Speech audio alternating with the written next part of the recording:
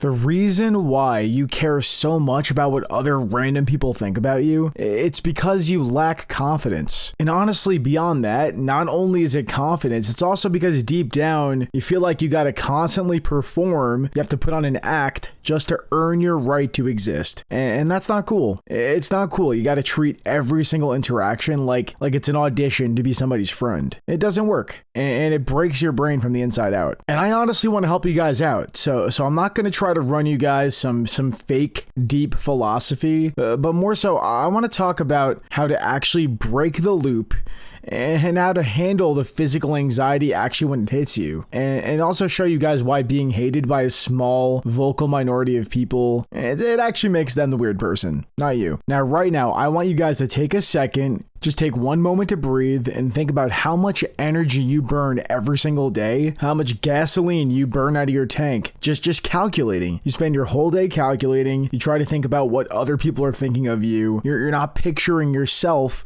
but you're more so picturing the reflection of what other people think. And it's exhausting. Like you're overthinking how you walk down the street, the persona that you want to try on in a group chat, the mask you want to wear at work, and whether your opinion sounds stupid before you even speak it out loud. And I've been there myself, trust me. It's no way to live, man. To constantly filter yourself and filter yourself through the eyes of people who aren't even paying much attention to you. And on the off chance, if they are paying attention to you, you're then letting their mood or their bad day or where they're at in a specific moment dictate your value and how you feel about yourself. It's no way to live. It is genuinely barbaric. It's very understandable, but it also is really just no positive way to live. You know, when you care that much about somebody's outside opinion that's arbitrary and based on their experience, you're pretty much at that moment, you're saying, and you're repeating to yourself in your head, other people get to decide my value. They decide my value, they put the price tag on me, they throw me in the thrift store, and I gotta act a certain way so they don't reject me and they give me a good price. It sucks. And you could sit there giving yourself that treatment day after day, week after week, month and year, and so on and so forth. But there comes a point where you hit a wall. There comes a point where you hit rock bottom and you're like, dude, my self-worth couldn't be lower. And I'm also stressing so much about these people to the point where normal people who just have opinions, all of a sudden I'm resenting them. Even though they might just be decent people, but you're so twisted up and you're so upset that you're attributing your negative feelings about yourself directly onto them. But there comes a point when you decide to finally stop looking for outside validation, it gets really weird actually. It's cool, but it's weird. You start to realize, if you're lucky, that there's this giant void where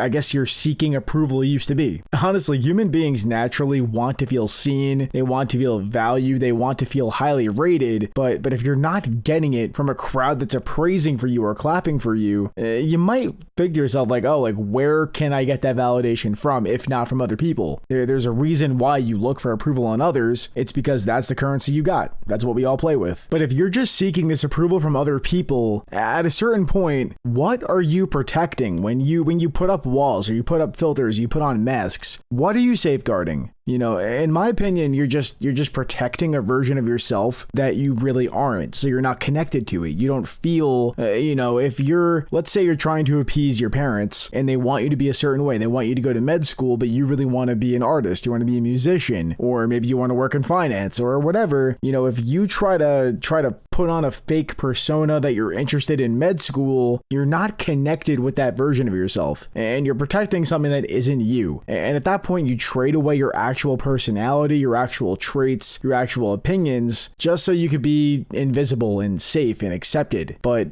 honestly, being invisible doesn't really feel good. It's not something that I would definitely recommend for your mental health. And it just mutes you out. It makes you quiet. It makes you detached. It makes you resentful after a certain point, especially with closer people like best friends or parents or family. You get resentful. And it's because nobody around you knows you, but they think they know you. So they defend their end of it. You defend your end of it because you feel like every day that you're wearing this disguise is also a direct attack feedback on your character, so it's just an infinite feedback loop from hell. And I think a real way to beat this loop and to replace it with something better is, instead of having it be conversations with other people and getting claps from other people to give you your validation, you instead think like, oh, like, what do I think about what I'm doing? What's my opinion on how I feel? You know, if I said something, if I stood up for myself, what do I think? You know, me as the audience, what does the audience say? And it's an audience of one. It's just me. That's the only one who matters. And at that point, you're building an internal feedback loop instead of one that's external. If you're the one setting your own standards, you're checking in with yourself frequently, and you're talking to yourself, not like a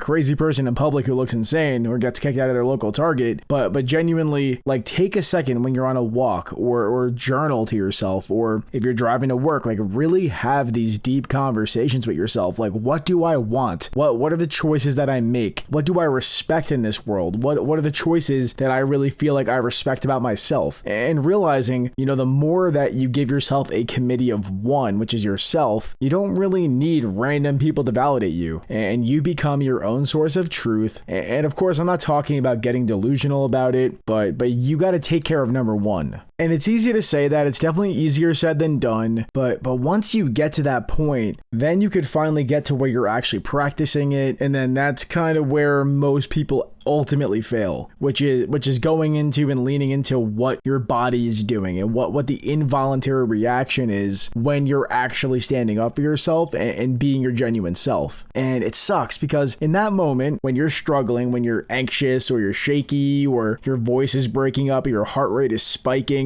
you probably tell yourself mentally, like, I don't care what anybody thinks, but then you walk into a room or you go to speak up or you do public speaking, and suddenly your heart rate spikes and your shoulders are all tight and your back is all wobbly and your hands start shaking and they get clammy. And at that point, I mean, like, if you're like any normal person, you probably got some panic setting in. I mean, for me, I've had plenty of moments where I'm either public speaking or I'm making a joke that isn't fully landing, or I'm just trying on something different for size, and I'm thinking like, oh my god, dude, like, my heart is racing right now, and because I feel so uncomfortable, that must mean like I'm messing up and I shouldn't be doing this, and this was all wrong. And then bam, that's a relapse that sets you back months of progress. And as much as you might feel like that's your truth, it's a complete lie. You can't force your nervous system to do anything, especially when it's new, and you can't force it that way through willpower. Involuntary reactions don't really work like that as much as we want them to, and trying to tell your heart to stop racing is like, imagine if you're sick and you're laying in your bed and you have like 103 fever. You can't just think like, oh, I just need this fever to go away. I just need this fever to go away. It's not that easy. It's not that simple. It's something that only time really fixes. And I'm sure this isn't fully going to feel helpful, but just kind of bear with me here. You gotta accept that fact. You gotta acknowledge like, oh yeah, my heart is pounding right now and I feel super uncomfortable. But you also gotta look through it and realize that a racing heart and some stiff muscles and shaky hands doesn't mean that you're doing something wrong. It's not evidence of anything. It more likely just means that you're doing something that you're not comfortable with, which, I mean, like, it may sound like generic advice, and you can call me generic and cornball all you want, but getting out of your comfort zone is really how you grow. There's no other way I could say it. You can call me a dad or a corny or whatever. It's true. You gotta think of it like muscle soreness after a super heavy lift. When your legs are sore the day after squatting or your back hurts after deadlifting, you don't panic and think, oh, my legs are broken, I should just hang up the squat belt. It's just, you know, my days are over. And no, that's not, nobody thinks like that unless they're crazy and they're not good at lifting. So if you think like that when it comes to expressing yourself, then you're no good at progressing. It's just the tax you pay for mental adaptation. This is an adaptation you're doing, and your physical anxiety that you have when you put yourself out there is the exact same thing as the muscle soreness when you go to the gym. It's sore muscles, but for your mindset and for your cognitive thought process. So that's the best way I could put it. And the more practice you get, the better that you'll feel, and eventually a lot of those nerves will subside because you realize even if a joke doesn't land or you say something that makes you feel dumb, you survive. And you know what? Sometimes you actually end up landing the joke and you gain friends, or you make somebody laugh or smile. But even beyond all that, some people where if you're being yourself, some people are just not gonna like that, and it's fine. And I've gotten to the point in my life where I almost use that as steam to continue to be myself and to put more points into that skill tree. And a lot of people, they'll make comments or give you weird looks or write you off or talk behind your back. But dude, like, who cares? The whole sentiment of this video is who cares? And even though your gut tells you like, oh, I should just retreat back into a shell of my former self and appease them, take a look at who those people actually are. You know, by and large, the small vocal minority of people that dislike you, even though you're doing just fine, they're just weird. There are a lot of people who are intimidated by people who act genuine because it reminds them of how fake they are, or how incomplete they are, or how imperfect they are. And other people who do this type of stuff, they're just jealous or bitter, or they're just thoroughly annoyed with their own lives, or just having a bad day. It doesn't matter. It's no skin off your back. When somebody projects negativity onto you for just being yourself, it's stupid.